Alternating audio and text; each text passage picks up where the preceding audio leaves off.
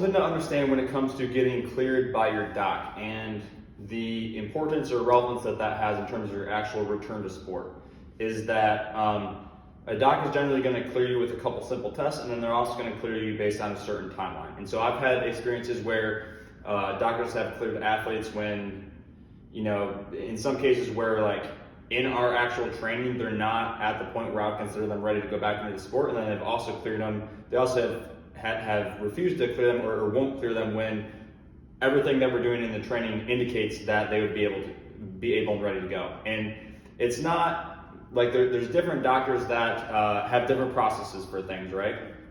My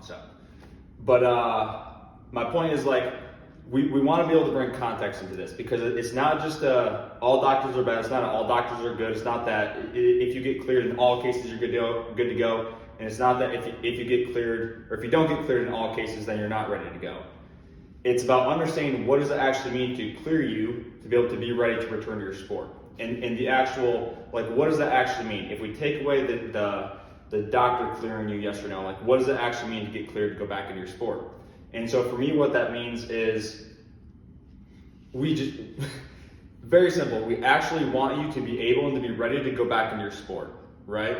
Like, and the way that I'll measure that is when we're putting you through the training, when we're putting you through the stuff that we're doing, are you having an inhibition in anything? If you're a thrower, can you get into layback fully? Can you load up layback heavy? Can you pull against the rope as hard as you can in layback? Can you do impulse as hard? If you're having something with your ACL or something with your knee, can you load it heavy? Have we been sprinting? Have we been jumping? Have we been, can you do depth drops without any feedback? Like, these are different things where we can actually physically measure on a day-to-day basis what it is that you're doing, because that's ultimately what the sport is.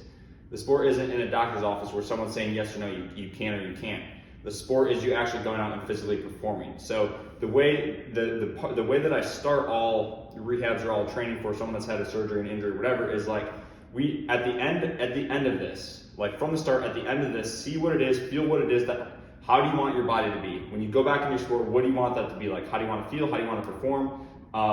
What type of speed do you want to be able to move that? Like, do you want any feedback? Do you want any inhibition? All those different things. What is it that you actually, or how is it that you actually want to be at that end point? And then we work our way towards that. And so the goal is by the end of the rehab, we're literally at the point where it's like, you don't remember that you had a surgery. You know that you had one or an injury. You remember that you had it, but it's like it doesn't impact you. You're not worried about it. You're not concerned about it.